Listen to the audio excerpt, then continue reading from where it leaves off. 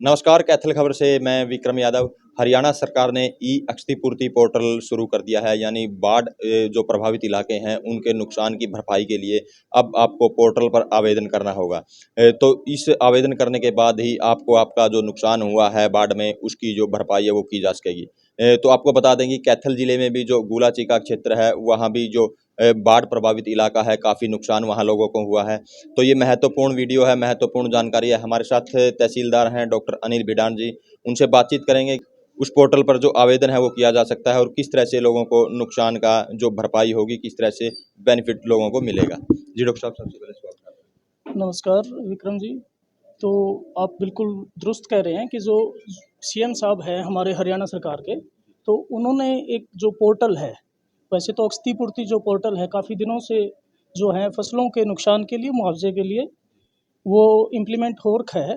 लेकिन उसमें एक नया फीचर कह सकते हैं कि ऐड किया है कि जिसके मुताबिक जैसे कि पशुओं का लॉस होता है, मानव का लॉस होता है, या किसी घर की कोई डैमेज होता है पार्शली या कंप्लीटली, तो इसके अलावा भी कुछ और तरह के लॉसेस हैं जो कि उस पोर्टल में डाले गए हैं। कुछ फीचर्स ऐसे ऐड किए गए हैं जिसमें फसल के लॉस के साथ साथ कि भी इस तरह की अगर कोई घटना बाढ़ में अगर हुई है, जैसे कि हम आपको पता ही है कि गुला जो चीका है उसमें जो बहुत सारे ऐसे गांव हैं जो प्रभावित हुए हैं और जो किसान थे उनकी फसलों का नुकसान हुआ है। तो सभी जो आमजन से है यही दरख्वास्त है कि भी जो समय रहते अपनी फसलों का जो विवरण है वो तो दर्ज करवाएं ही कि भी कितना नुकसान हुआ उनके अकॉर्डिंग, लेकिन उनके साथ साथ जो है उनके मकानों का अगर कोई नुकसान है, पार्सली है या कम्प्लीटली है, वो अपना दर्ज करवाएं। पशुधन का अगर किसी भी तरह का कोई पशुधन का नुकसान है, जैसे कोई भैंस है, गाय है या कुछ भी लाइव स्टॉक है, तो उनकी एंट्री वहाँ ज़रूर करवाएं। तो जो भी सामान है, कई बार घरेलू सामान है, किसी और तरह का कोई नुकसान है, किसी ने पाइपलाइन जैसे बिछा रखी है खेत के लिए पानी देने के लिए, तो जो भी मान लिया कोई भी किसी भी तरह का अगर इसमें नुकसान हुआ है तो वो ज़रूर दर्ज करवाएं, क्योंकि जो आपदा प्रबंधन विभाग है उसकी ये जिम्मेदारी बनती है कि लोगों को जो भी आपदा आई, यानी जैसे कि अभी बाढ़ की जो आपदा है यहाँ गुलाचिका में, तो उसमें काफ़ी ज़्यादा नुकसान हुआ है। तो कोई भी किसान ये ना कहे बाद में कि भी मैंने अप्लाई किया था और ऐसे नहीं मिला मुआवजा। तो उसमें सबसे पहली जिम्मेदारी उस किसान की, उस व्यक्ति की बनती है जिसका नुकसान हुआ है, क्योंकि सबसे पहले पोर्टल पर वो दर्ज करवाएगा। तो उसमें फ़ायदा क्या हुआ, मैं आपको ये बताना चाह रहा हूँ कि जैसे इससे एक तो समय की बचत होती है, क्योंकि रेवेन्यू डिपार्टमेंट जो डिसास्टर मैनेजमेंट डिपार्टमेंट भी है, तो उसके पास पहले से ही जो मानव संसाधन की भी कमियां हैं और उससे जूझ रहा है। और उसके साथ साथ जैसे हमारे अभी क्लरिकल जो स्टाफ है वो भी स्ट्राइक पर है, तो कुछ ऐसी रिपोर्ट्स होती है जो देने में बड़ा दिक्कत का सामना करना पड़ता है। तो इसीलिए जो इससे पोर्टल से एक तो ये फ़ायदा है कि भी जो समय की बचत होती है, और दूसरा ये होता है कि भी किसी को आपत्ति नहीं रहती, क्योंकि खुद सबसे पहला जो कार्य है जिसका नुकसान हुआ है उसके पाले में गेंद है, पहले वो दर्ज करवाएगा अपनी आपत्ति। उसके बाद ही जो रेवेन्यू डिपार्टमेंट की तरफ से जो भी फील्ड ऑफिसर्स है हमारे, जैसे पटवारी है, कानूनगो है, वो मौके पर जाएंगे और उस चीज़ को वेरीफाई करेंगे कि भी असल में वो नुकसान हुआ है या कितना हुआ है या नहीं हुआ है। तो उसकी जो वेरिफिकेशन होने के बाद ही जो है उनको जो मुआवजा जो सरकार है, हरियाणा सरकार है, उसके अकॉर्डिंग जो भी निर्धारित होगा वो दे दिया जाएगा। जैसे पहले भी जो है एक क्लिक से हमारे सीएम साहब ने हरियाणा सरकार के जितने भी मुआवजे थे पहले, तो वो एक क्लिक से लोगों के जो किसानों के ट्रांसफ़र हो गए थे अकाउंट में। तो डॉक्टर साहब, मतलब कोई भी आसपास सीएससी सेंटर्स पर जाकर अप्लाई करें सबसे पहले तो, जो किसान आसपास हैं। और कुछ देखा जाता है कि मकानों में भी लोगों के दरार आ गई है बाढ़ के कारण, तो क्या उसका भी मुआवजा मिलेगा?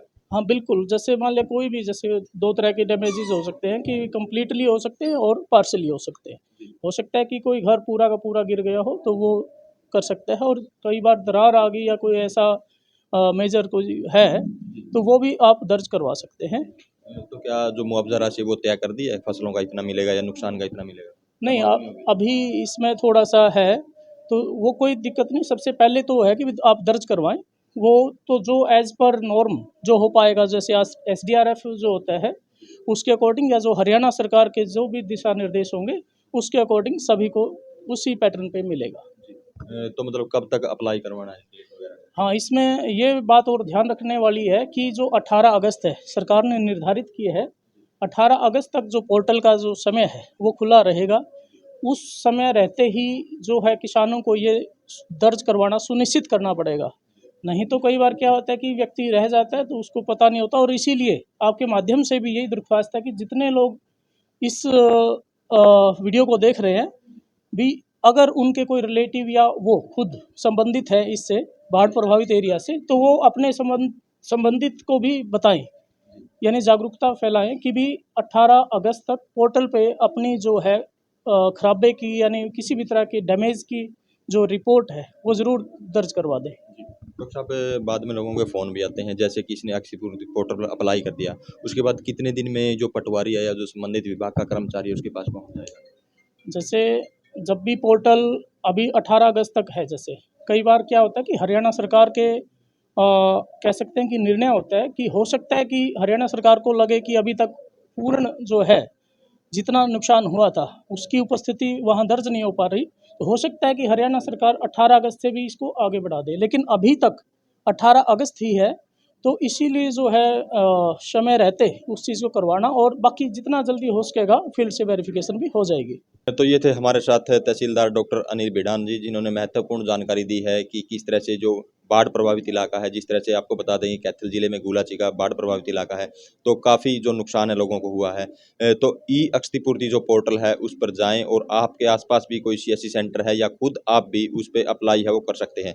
तो जो नुकसान हुआ है वो वहाँ डालें, उसके बाद जो संबंधित विभाग का कर्मचारी है आपके पास पहुँच जाएगा। तो इस वीडियो को ज़्यादा से ज़्यादा शेयर करें, लाइक करें, कमेंट करें, ताकि ज़्यादा से ज़्यादा लोगों तक ये मैसेज पहुँच सके।